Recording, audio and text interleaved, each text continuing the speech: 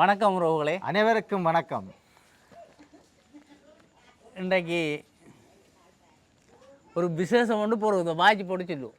சரியா பலம்புரி 12/12/2024 வியாழக்கிழமை கார்த்திகை 27ஆம் நாள் பலம்புரி நாடு நடப்புடன் உங்கள் முருகன் சின்ன அப்போ செய்திக்கு பிறகு முதல் இன்றைக்கு உறவுகளோட வித்தியாசம் பார்ப்பணும் எங்களில் இல்லையே.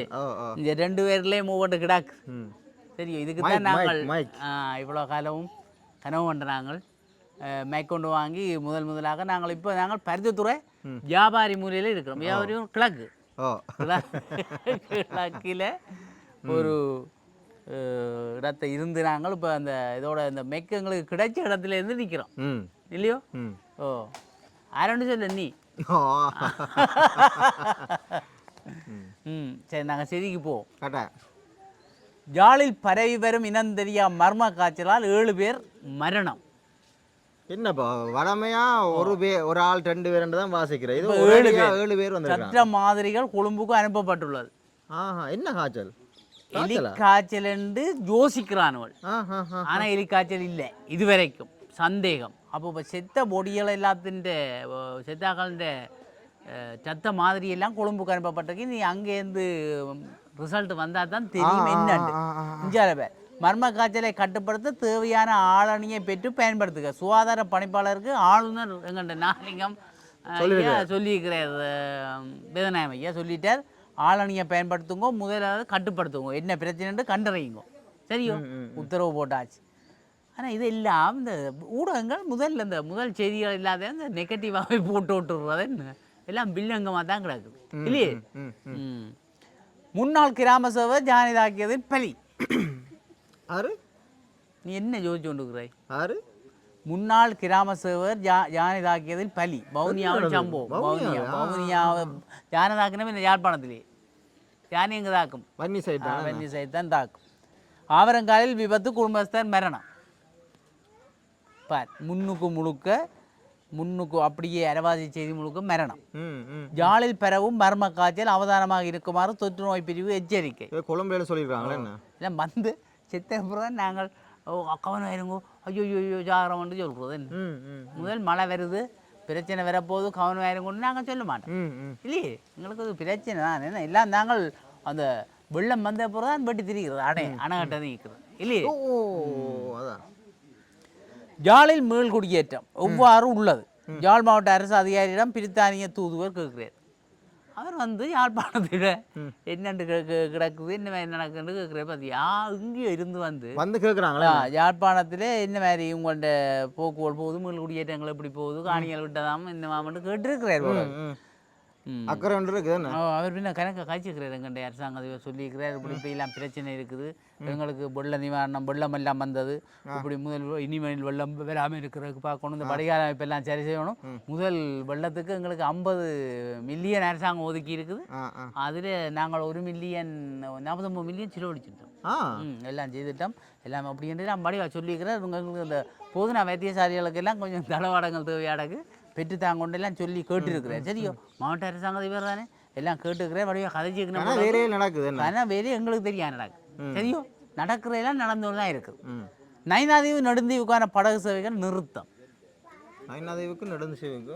என்ன பிரச்சனை? என்ன கடல் பிரச்சனை, கடல் கொந்தளிப்பு அடிக்கடி எல்லாம் காலநிலை பிள்ளையா இருக்கிறதால கடன் கொந்தளிப்பா இருப்பதானே எல்லாம் நிப்பாட்டியாச்சு. அங்கே கடற்படானே விட மாட்டோம், நிப்பாட்டிடுவோம்.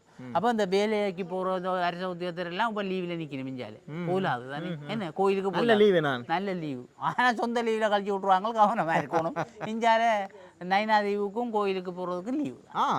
அம்மராட்சி விட்டு கிடாது, கொஞ்சம் நாளைக்கு வராதிங்க. நிதி மோசடி கோண்டாவில் ஒருவர் கைது. என்ன நிதி மோசடி? இந்த அரசாங்கத்தில் தளபாடங்களை தருவதாக கூறி பெருமளவான நிதி மோசடியில் ஈடுபட்டு. அப்போ என்ன செய்யறது? எல்லாம் பிரச்சனை.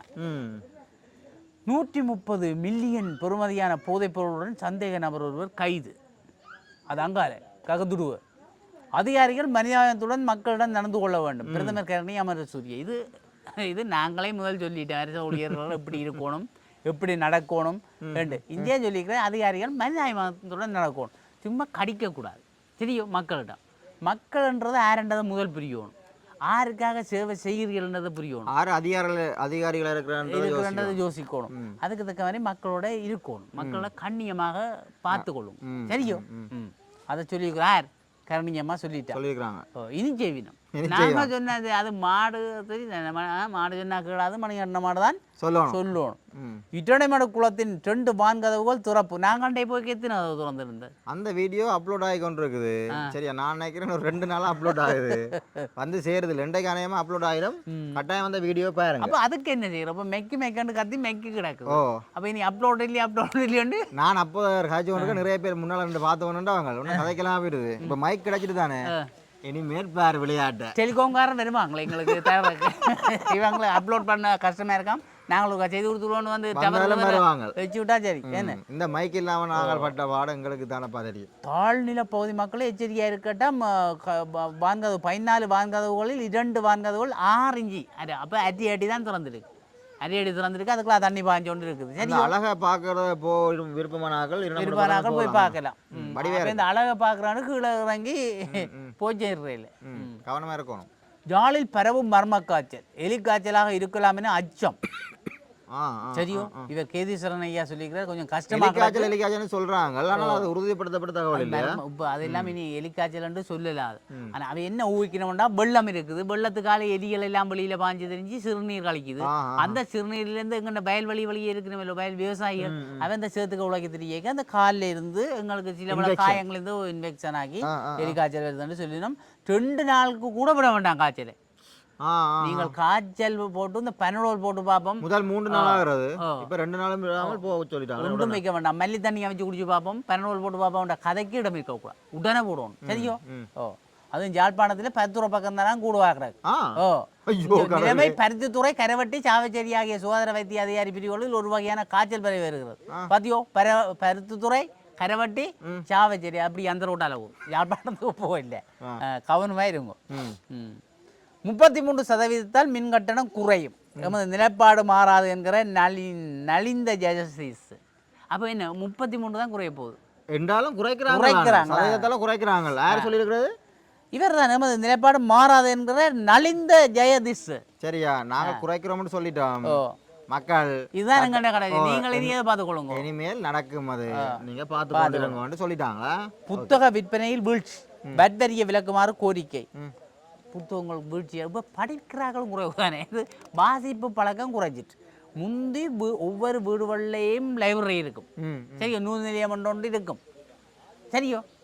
அங்கே பார்க்கக்கூடாது, பிராக்கு பேர். அதை இங்கே எந்த கீழ் கதை லைப்ரரி இருக்கும், கபர்ட் எல்லாம் வச்சிருக்கும். அதில் புத்தகம் நினைச்ச புத்தகம் எடுக்கலாம், பாதிக்கலாம். இப்போ பாதிப்பு இதெல்லாம் குறைஞ்சிட்டு மக்களுக்கு. சரியோ? இங்கே விளையாட்டு செய்தியா? புங்குடுதீவு சனிஸ்டார் இருப்பிட்டி ஏ அணிகள் இறுதிக்குள். ஆசிய மட்ட பளுத்தூக்கலில் ஜாலஞ்சன் சாதனை. வாழ்த்துக்கள். தெரியுமா? பார்த்தோன்னா தான் ஆள் தான் அவர் இரும்பு மனிதன் சொல்றோம் நாங்கள். யாழ்ப்பாணத்துல நாளைக்கு சாவச்சேரி உண்டு.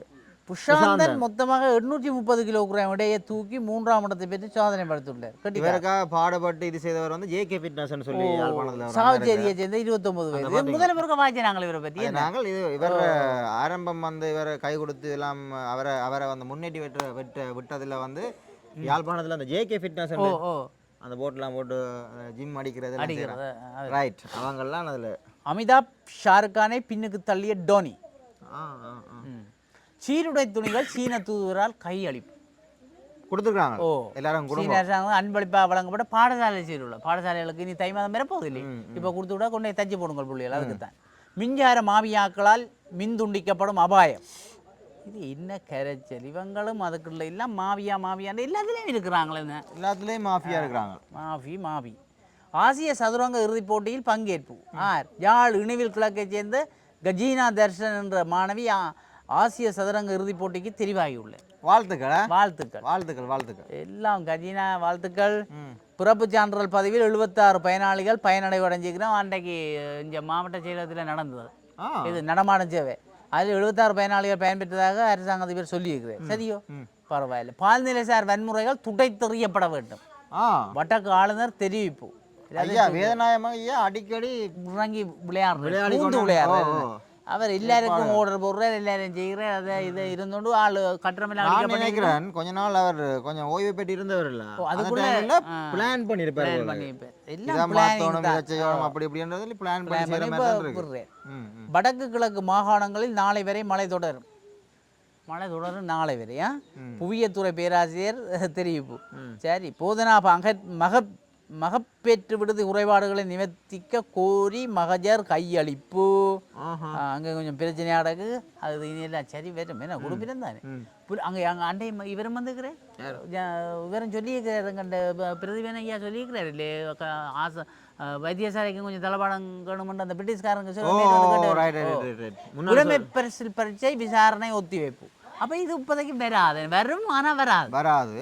ஆனால் இப்போ என்னென்றால் அந்த புலமை பரீட்சையில் இதுகளை வந்து அவங்க நிப்பாட்ட போகிறான்ற மாதிரி கதையை. நல்ல விஷயம் இல்லையே, அதுக்கு முதல்ல சந்தோஷப்பட போறியா?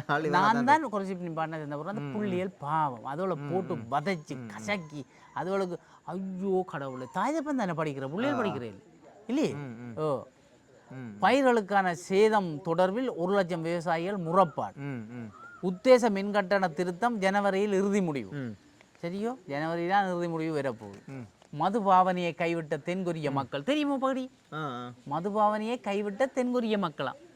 தென்கொரியாவில் பணவீக்கமே காரணம் என்கிறார் நிபுணர்கள். இப்போ எங்கண்ட நாட்டிலையும் கூட விட்டா இவ்வளவு சந்தோஷம்.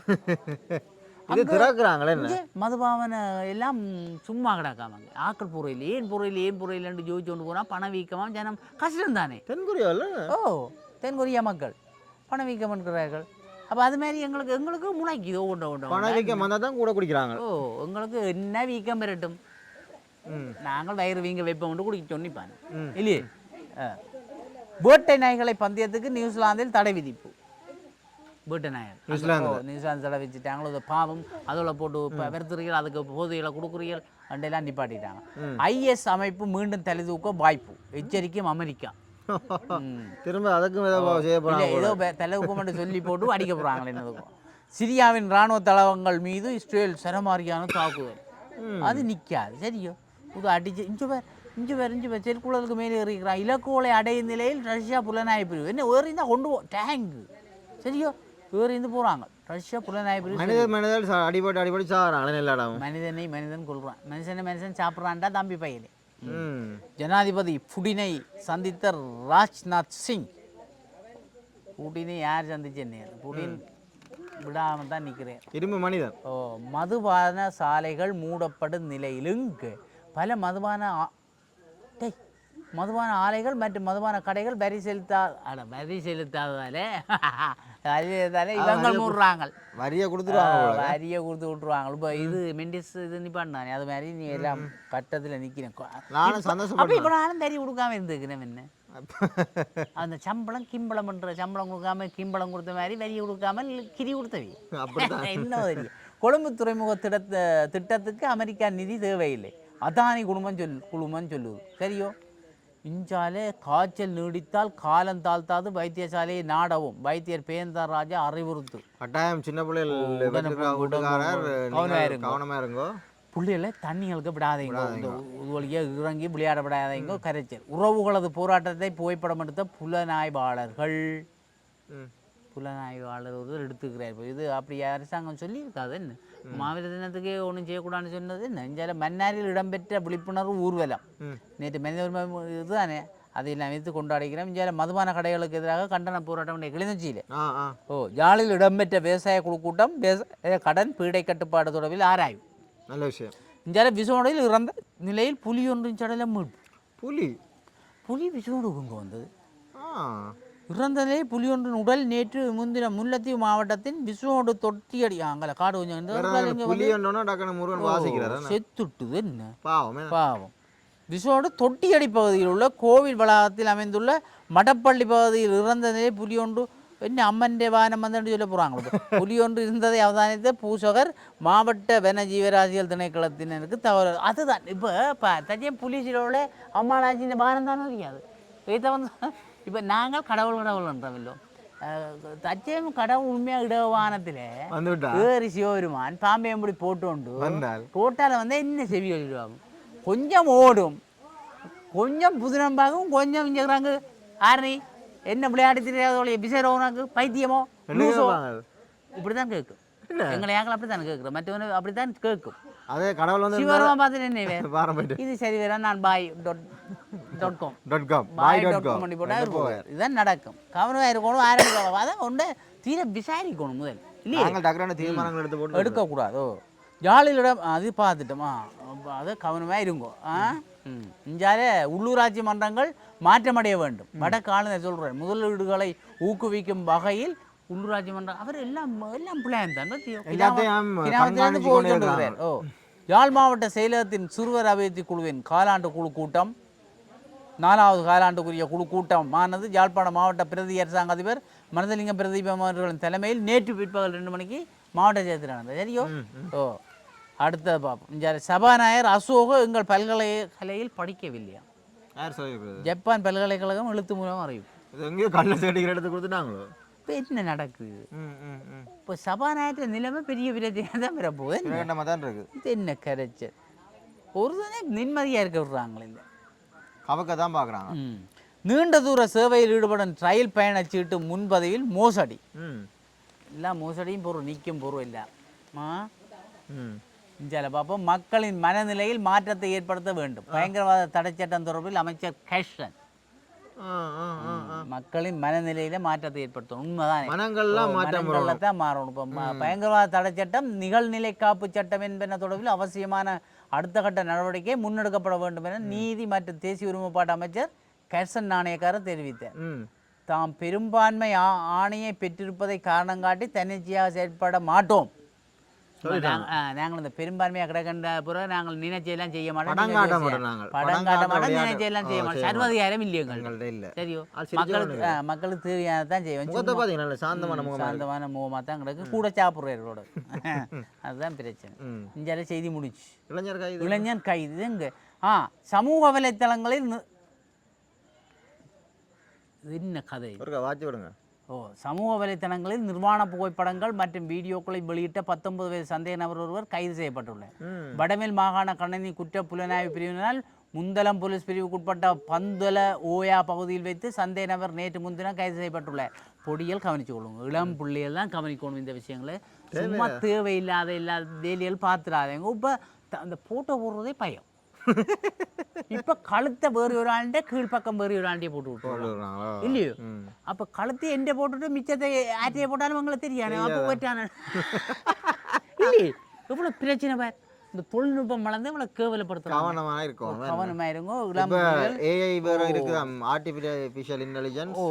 கவனமா இருக்கணும் கவனம் அதைத்தான் சொல்லுவோம் முடிச்சு செய்தி முடிச்சு நாங்கள் ஆசியத்துல எங்கிறது வருவோம் ரைட் அதுக்குள்ளே அறிஞர் கருத்து கிடக்கு இவ்வுலகை சிறப்பானதாக மாற்றுவதில் நாம் ஒவ்வொருவரும் முக்கிய அங்கம் வகிக்கிறோம் பார்த்தேன் நாங்கள் இவ்வுலகை நாங்கள் இலங்கையை சொல்லுவோம் இலங்கையை சிறப்பானதாக நாங்கள் மாற்றுவதில் நாங்கள் ஒவ்வொருவரும் ஈடுபடணும் சரியோ மாற்றங்கள் எங்கேருந்து வரணும் ஒவ்வொருவரும் எங்களிலிருந்து மாற்றங்கள் உருவானோம்னு நினைச்சால் மாறும் சரி காய்ச்சல் தொடர்பில் விழிப்பாக இருங்கள் எலிக்காய்ச்சலோ பண்டி காய்ச்சலோ பறவை காய்ச்சலோ நாங்கள் சொல்லல காய்ச்சல் கடந்த சில நாட்களாக யாழ்ப்பாணம் உள்ளிட்ட வடமாகாணத்தில் இனம் புரியாத காய்ச்சல் காரணமாக யாழ்ப்பாணத்தில் 6 பேரும் முல்லைத்தீவில் ஒருவரும் உயிரிழந்தனர் என்ன முல்லைத்தீவு பக்கம் போயிருக்கு என்ன முல்லைத்தீவும் போட்டு அப்போ நான் முல்லைத்தீவும் போல முல்லைத்தீவில் 1 பேர் இங்கே 6 பேர் அதுதான் 7 பேர் யாழ்ப்பாணத்தில் 6 பேர் சரி அதுவும் வடமராட்சியில் குறைவு தானே முல்லைத்தீவில் அப்போ ஒரு ஆள் சேர்த்துருக்கு தவிர காய்ச்சலுக்கு ஆளாகியவர்கள் வைத்தியசாலையில் அனுமதிக்கப்பட்டுள்ள ஆய்வத்திலேயும் இருக்கிறோம் இப்போ செத்தாக தான் இவ்வளவு கடவுளை இனம் புரியாத இனக்காய்ச்சல் எலிக்காய்ச்சலாக இருக்கலாம் என சந்தேகப்படுகிறது எலிமேரி மணக்குது காய்ச்சல்காரர்கள் எலி என்று சந்தேகப்படுதாம் அது இன்னும் தெரியாது எங்களுக்கு என்ன கவனமாக இருக்கும் இது தொடர்பில் மேலதிக பரிசோதனைக்காக இரத்த மாதிரிகள் கொழும்புக்கு அனுப்பி வைக்கப்பட்டதாக மருத்துவ நிர்வாகம் தெரியும் ஏன் இந்த மாதிரிகளை இங்கே சோதிக்கலாதோ இங்கே ஒன்றும் இல்லையே கஷ்டத்துல இருக்கிறோம் போ வடக்கு கொண்டு ஒரு பெரிய ஆய்பத்திரி இந்த ரத்த மாதிரிகளை சோதிக்க கொழும்பு போறோம்னா அவ்வளவு கஷ்டமா இருக்குது இப்ப கட்டி கொண்டு இருக்கிறாங்க யாழ்ப்பாணம் எல்லா வேலையும் கட்டி கட்டி உயர்ந்தோன்னு தான் போகுது வேலை உள்ளுக்குள்ள கொண்டு வந்து ஒன்றும் வைக்கல போல கொஞ்சம் அதுங்களை கொண்டு வரணும் என்ன இது இல்லாமல் அதுக்கப்புறம் டெஸ்ட் பண்ணுவாங்க இதே ஆளுநருக்கு கவனத்தில் எடுக்கணும் கட்டாயம் என்ன எங்களுக்கு இந்த மாதிரி இதெல்லாம் போய் கொழும்பு வர கடையில் ஆக்கள் முடிஞ்சிடும் சரி அப்போ இஞ்சியை பார்த்துருவோம் தெரியாது வேதனாயமையா கொஞ்சம் முருகன் சின்ன சொல்லிட்டு வந்துருமே அது வரும்.